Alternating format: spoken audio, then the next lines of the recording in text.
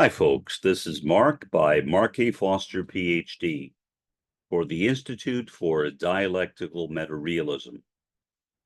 We have been talking about Zionism quite a bit in this series of podcasts. Today, I want to shift the focus a bit and discuss Zionism in the First World, primarily in the United States and Canada. I am most familiar, as an American, with Zionism in the US, but for a reason which will become clear in a bit, I will discuss Zionism, at least to a degree, in Canada as well.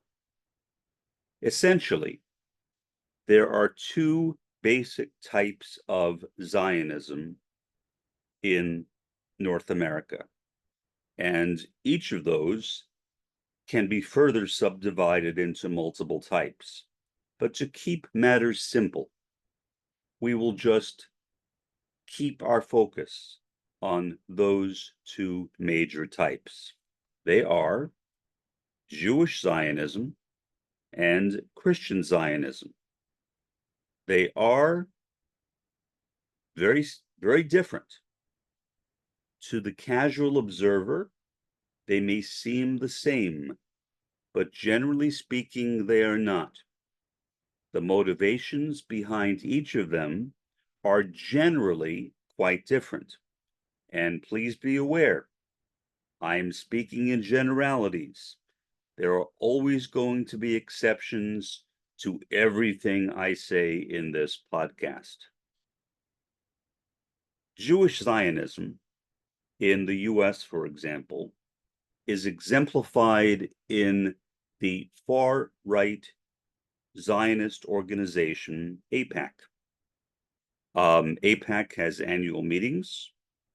All of its members, as far as I know, are Jewish. They take extremely pro-Israeli positions on everything.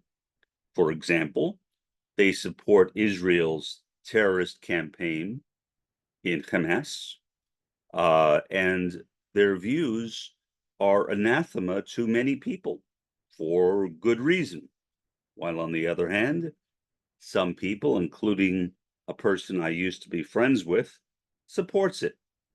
So it's a complex situation in terms of the Jewish attitude towards Zionism.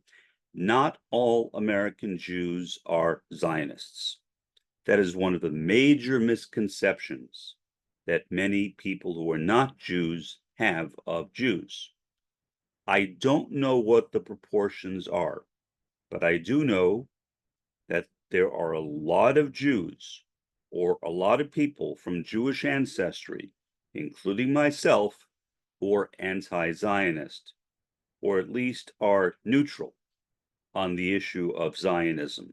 I am a very strong anti-Zionist, with no questions at all. I totally abhor the ideology of Zionism for many reasons, but my own views are really not that important here. Zionists in the US tend to support right-wing governments in Israel, such as the Likud party, which is the most powerful right-wing party in Israel. There are parties in Israel, right-wing parties, that are even further to the right than Likud, but their membership is comparatively small compared to Likud. So, right now in Israel, the Likud party is in power. Benjamin Netanyahu, also known as Bibi Netanyahu, is the prime minister, but he has a coalition of other right-wing parties that make up his government. So it's a complex situation that exists in Israel. As I mentioned before, Netanyahu is obliged, therefore, to serve not only his own party, but those other parties as well. So if, for example, he were to end the war against Hamas today, he would likely end his term as prime minister, and someone, perhaps from another, even further to the right Zionist party, would replace him.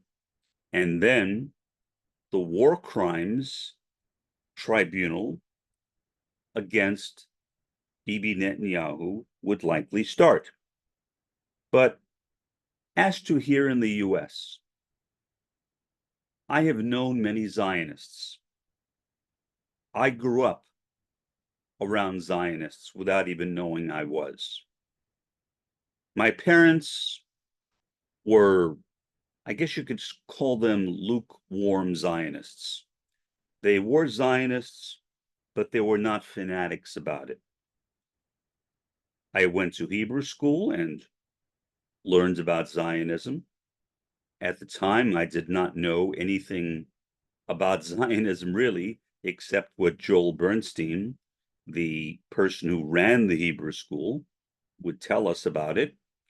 I was unaware of the atrocities committed by people who would, in a year, be Israelis against Palestinians, the destruction of homes, the killing of Palestinians, and the exiling of many other Palestinians to the Palestinian territories.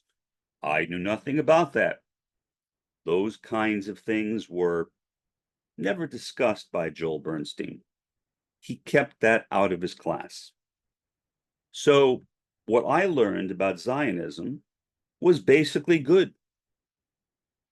I was unaware of why the Palestinians were in those territories. The impression that was given to us in Joel's class was that they chose to be there. That was their home. They were not Israelis, and so as Palestinians, they lived in the Palestinian territories. I was totally ignorant of the fact of the creation of the Palestinian territories by Israel as, in effect, prison camps for Palestinians, somewhat analogous, perhaps a lot analogous, to the concentration camps where Jews were sent under the Nazi Third Reich, a fact that seems to have escaped the mind of Joel Bernstein. It was never mentioned in any of my classes in Hebrew school at all. I then went through most of my life without really thinking about the issue too much until I became aware of the conflict and the wars between Israel and the Palestinians as an adult. As a kid, I didn't think about it that much. I wish I had. Certainly now, my understanding of Zionism here in the US is much greater than it was back then. And it is for that reason that I despise it. Zionism today is what used to be called political Zionism. There are actually, as I said before, multiple types of Jewish Zionism. Political Zionism is only one of them, but the others have basically gone off the radar. And political Zionism is all that is really left. And so when Zionism is mentioned, generally it is mentioned as a synonym for political Zionism, meaning support for the Israeli government and support for Israeli imperialism. And in many cases, as most people should be aware if they're not, the rabid hatred that many Jews in Israel have for Palestinians. That same hatred can be found among many Jewish Zionists here in the US.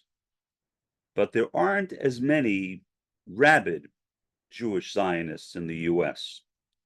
There are some, but not as many as one would find in Israel. So the problem in the US is more complex because the US is not Israel. In Israel, Zionism is basically a type of Jewish nationalism.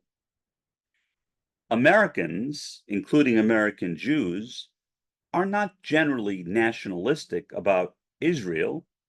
They are American nationalists, if they are nationalists at all.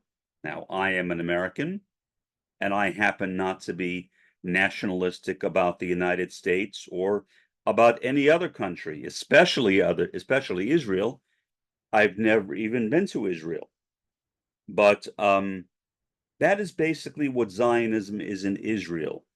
It is the way in which Israeli nationalism has developed, which is why, as I said, political Zionism and Zionism in Israel have become basically the same.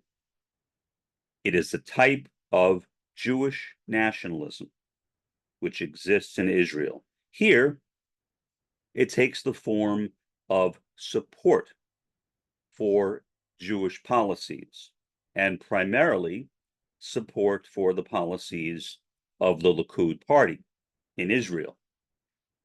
There are more left-wing, somewhat left-wing, somewhat centrist parties in Israel, but these days they have very, very little power. There are even some Jewish communists and socialists, but they might as well not even exist. Their influence in Israeli politics is very, very minimal. So when we talk about Zionism, right here in the US, where I live, we are primarily talking about, for all intents and purposes, support for the Likud party. And for that reason, most American Zionists, most American Jewish Zionists support Benjamin Netanyahu and support his government. And although I've never asked this question of any one of them, I would assume that most of them are rather unhappy that Netanyahu will be brought up on war crimes charges. They see Benjamin Netanyahu as an Israeli hero. For me, as an American of Jewish ancestry who left Judaism in 1970 formally and joined another religion, that kind of idea is incomprehensible. I cannot understand how anybody in her or his right mind could support Benjamin Netanyahu or even like him. I mean, I despise the man. I can barely stand to listen to him speak. The guy speaks, as I'm sure you all know, perfect English. That's because he spent many years in his youth living in the United States as a student. His English is flawless, and he speaks American English. So if you didn't know any better, you might as well think that he was an American, but he's not. He's an Israeli, and he's a Zionist Israeli at that. And so the support for Zionism, which exists in the United States, while mixed, meaning not all American Jews are Zionists. Some, like me, from a Jewish background, are anti-Zionists. Those who are Zionists, or many of them, are just about as fanatical, just about, as the ones in Israel. Some, not quite as much. And again, the reason for that is because they are not citizens of Israel. Therefore, their Zionism is support of the Jewish state, but it is not nationalistic support, since they are not members of the Jewish nation. They are not citizens of Israel. So that's basically a kind of broad overview of Jewish Zionism as it exists in the US. Zionists in the US are sadly rather powerful. They have power in both of the two major political parties, Republicans and Democrats. And it is virtually an act of suicide to oppose Zionism if you are an American politician. That is a ticket out of political office. So whether you actually support Israel, whether you actually agree with the Likud party or Benjamin Netanyahu, doesn't matter. You need to pretend that you do, or you will face the consequences. And AIPAC, which is a very wealthy organization, gives a lot of campaign donations to American politicians, both Republicans and Democrats. In some ways, and this may be a weak comparison, but it occurs to me every now and again, there is some similarity between AIPAC and the tobacco industry. I remember when cigarettes were advertised on TV and radio. In fact, some of the jingles for those commercials will come to my mind when I think of a particular cigarette company. Not a very pleasant thought, to be honest, but there were a lot of TV shows that were sponsored by cigarette companies. What happened? Well, those cigarette companies, or perhaps more broadly, the cigarette industry, was paying off politicians so that they would not blow the whistle on what those companies were doing. And what was that? They were lying. Those cigarette companies had evidence, very clear evidence, that smoking cigarettes is a good predictor of developing lung cancer. And yet they never said it. In fact, they denied it. They even had evidence that secondhand smoke could affect people, and they did not publicize that either. So when the information leaked out, I remember watching C-SPAN on a regular basis. C-SPAN was new at the time. And there were these trials, I guess you could call them, before Congress, or I guess hearings would be a better word, where presidents of these tobacco companies were appearing before Congress and literally apologizing for their activities. And they certainly had a lot to apologize for. What happened? Well, many things. One is that we now see a warning on every box of cigarettes, warning people that they might get cancer or something else. The warnings can vary. Some cigarette companies were required to make public service announcements advising people not to smoke, which would actually appear to be counterintuitive, but they were doing it under the order of the court, not because they wanted to do it, but because the court ordered them to do so. Some cigarette companies were ordered to establish programs which would help people quit smoking. All of those things. Cigarette companies lost billions of dollars. They should have lost more, in my opinion.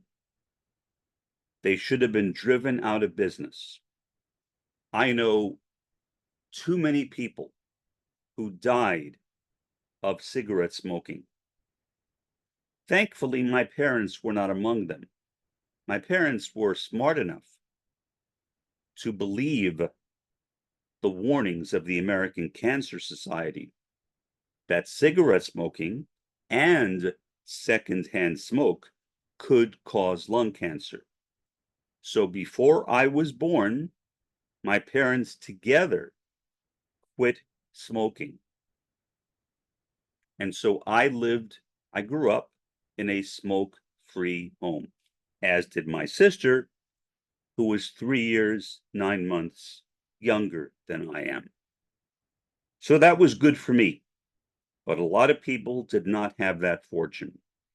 And one of the best predictors of whether a person would start smoking cigarettes is whether they grew up in a household where their parents smoked cigarettes. So that may seem like an aside, but it really is not. Because again, politicians were literally being paid off by cigarette companies not to blow the whistle on what the cigarette companies knew and what many politicians knew was the very clear link between cigarette smoking and secondhand smoke and lung cancer. So that's what's happening with Zionism too, isn't it? Many American politicians may not like Zionism. I don't know how many of them there are because they won't admit it, even if they do. Some people have occasionally let out that they don't, but then when they are confronted, they will commonly retract and say, oh, no, I never said that. In other words, they are cowards. They care more about their careers than about the lives of the Palestinians they are helping to destroy. So it is a very comparable issue. For that matter, so is the concept of global warming. The Republican Party generally opposes legislation in the US which would protect the world that we live in from being annihilated, possibly by the end of the 21st century. Why? Because they are paid off by oil companies. So we see the same kind of situation again and again and again. Money speaks. Lives apparently do not speak as loudly. And politicians seem to care, or maybe I shouldn't say politicians in general, maybe I should say most politicians, maybe, seem to care more about the bottom dollar than they do about the lives of their constituents and the lives of people around the world. So, again, very comparable to the issue of Zionism. So, again, it is impossible to know with any degree of certainty how many American politicians actually agree with Benjamin Netanyahu. But regardless, it doesn't matter whether they agree with him. That's just a subjective issue. They will support him. That is what matters. The fact that they are not speaking out, the fact that they are not voting against Israel, that they are not voting in favor of legislation to cut off all funding to Israel, that Joe Biden, who said that there is a red line, don't commit any further acts of violence in Gaza, Israel. But then he says, but we will not abandon our friend Israel. In other words, there is no red line. The red line is just talk. It is only talk. That is all it is. It has no meaning beyond that. It is talk that Joe Biden is doing. I can't read the guy's mind, nor would I want to, but I assume it is to appease certain of the more leftish factions of the Democratic Party who have turned against Joe Biden for sending money and weapons to Israel. But I would hope that anyone with any degree of common sense can see right through the illusion, the mirage, which has been created by President Joseph Biden. I would hope. I don't know. Now, is the alternative any better? No. It is likely that President Trump, were he to become President Trump again in January of next year, would do the same, if not even worse. So the answer does not lie in electoral politics. The answer lies somewhere else. And I think that answer is in the third world. The first world needs to be toppled in some way. How that toppling will occur is a question I can't answer. But it is the first world that is causing these problems, not exclusively, but primarily. India certainly is contributing its fair share, for example, to climate change. But if you look at the issue of Zionism, Zionism is primarily a first world phenomenon. You don't find that many Zionists. You find some, but not that many Zionists outside of the first world. Now, let me move on to the second part of this podcast, which will be briefer, but nonetheless extremely meaningful, perhaps even more meaningful than the first part. And that is the story of Abraham Weisfeld from Montreal, Canada, a comrade of mine in Maoism, Third Worldism, somebody whom I regard as a tremendous hero, perhaps one of the greatest heroes in Western history. He has been willing to stand up against Zionism. He has gone into the Palestinian territories and, along with Palestinians, thrown rocks or stones at those Israeli Defense Forces. That is a real act of courage. I don't think that I have that courage. I really don't. I wish I did.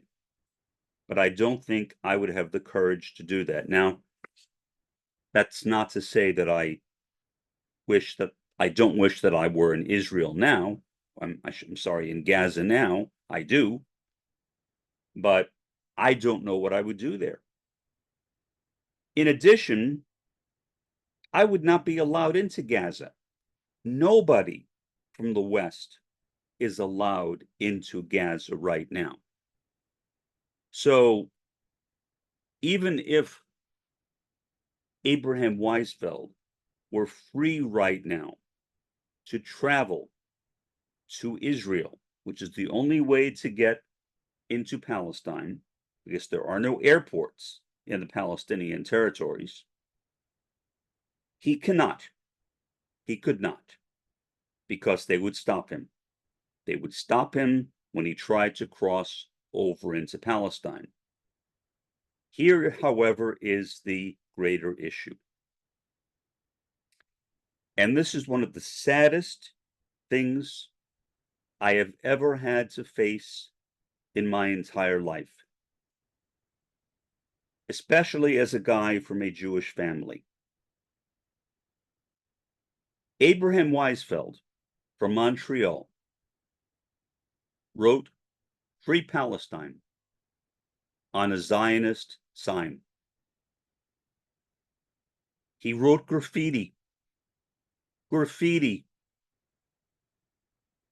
And for that graffiti is being charged with a felony in Canada for graffiti. Now, I could understand, although I wouldn't like it, the person who owned the sign filing a civil suit against Abraham for damage done to her or his own property. Okay.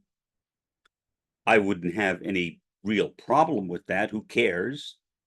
I wouldn't like it, but I would say, well, it's certainly within the rights of that person to do that. But is it within the rights of the Canadian government to file criminal charges, felony charges against Abraham for writing Free Palestine on a Zionist sign? Now, my prediction, which I have told Abraham, I don't know what his view is on it, nor what I ask him, is that I think that the case will be thrown out of court in Canada, or else the judge will become the laughingstock of the judicial world. I think that's true. I mean, what judge in her or his right mind would condemn a man for graffiti? I don't I don't think it even matters. Maybe the judge might be a Zionist. Even so, I can't imagine a judge doing that. Now, I could be dead wrong. I could be dead wrong. I have been to Canada many times. I've always liked Canada, personally. It's a very attractive country. Canadians are very friendly. I don't like Canada as much anymore because of this. Of course, I already hated the United States, so it's not that I'm making an exception in the case of Canada. I'm just kind of adding Canada to the list. But this kind of situation is so disgusting, so immoral. A Zionist group in Canada pressured the Canadian government to bring felony charges against Abraham Weisfeld for graffiti, of all things, graffiti. The situation is still up in the air, as far as I know. I don't know what the current status is. I try to keep up with it as much as I can. I will be providing a link directly below this video to one of Abraham's pages on YouTube, which shows some of the protests that Abraham has been involved in Canada. And you can watch them at your leisure, or you can go to the main page of Abraham's YouTube site and watch some of his other videos. I will provide a link to his main page as well. So that is Zionism. That people would stoop as low as to charge a guy with a felony in Canada for writing graffiti on a sign. It also shows how powerful Zionism is. I never knew that Zionism was that powerful in Canada. I always knew it was powerful in the US, primarily because of AIPAC. In Canada, no idea. I should know more about Canada. Unfortunately, most Americans are not that educated on our neighbor to the north. I think that is sad. And I will try to change that in my own life. But that will not help Abraham. That will not change the situation that an organization in Canada, somewhat parallel to AIPAC in the US, has successfully pressured the governments of Canada to file felony charges against him for writing Free Palestine on a Zionist sign. For the time being, this has been Mark by Mark A. Foster, Ph.D. for the Institute for Dialectical Meta-Realism. Have a pleasant day and an even better day tomorrow.